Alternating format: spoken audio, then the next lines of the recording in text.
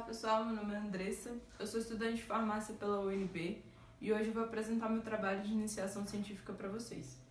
Bem, o nosso estudo buscou avaliar a composição da microbiota infanto-juvenil desde o início até o final do tratamento com antipsicóticos.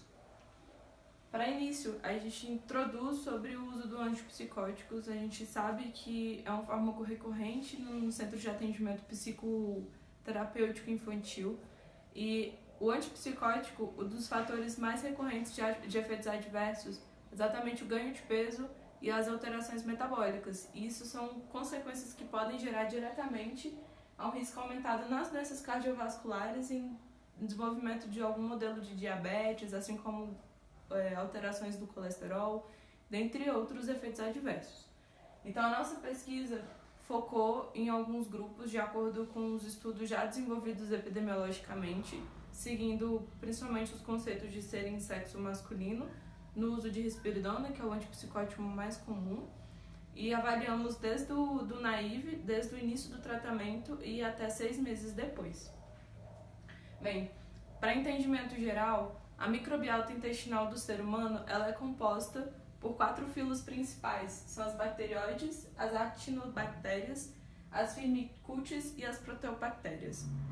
Desses 4 filos, 2 compõem cerca de 90% da microbiota intestinal, que são as bacteroides e as firmicutes.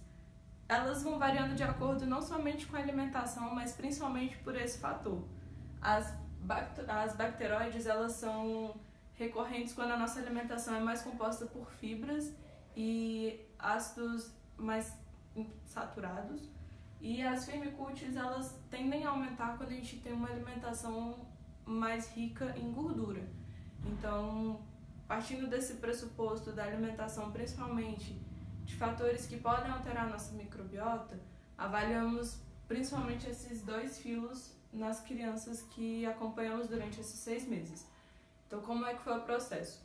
A gente fez um atendimento inicial, fez uma coleta de dados epidemiológicos de forma geral e, dentre elas, a gente pediu que trouxesse o material da coleta de fezes e que fosse coletado até no máximo 24 horas antes do período do encontro.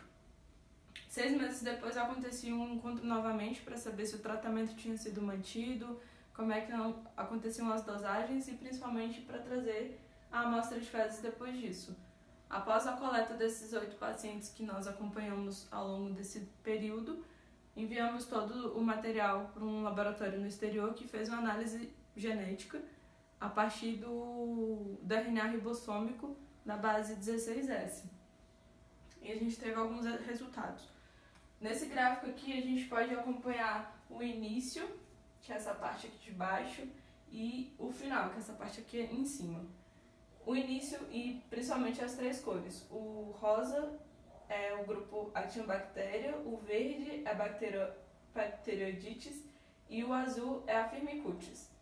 A gente avaliou desde o início até o final e não existe um resultado significativo exatamente por conta do N de amostras.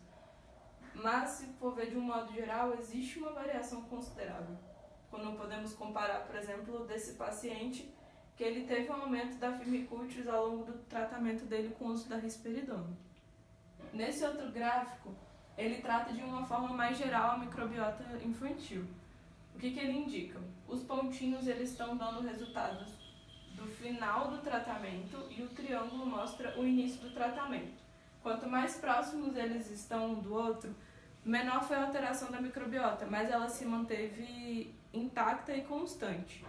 Então, nesse caso desse paciente aqui, ele manteve uma constância considerável, não teve uma alteração significativa. Esse outro paciente, no entanto, ele teve uma alteração um tanto quanto demonstrada. O que significa?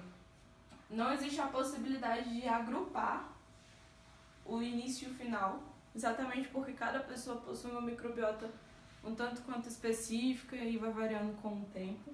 Além disso, que o número de amostras que foi coletado ao longo do período não foi o suficiente para poder gerar resultados significativos e os dados que foram obtidos não bateram de acordo com os estudos que são feitos atualmente em relação ao uso de antipsicóticos.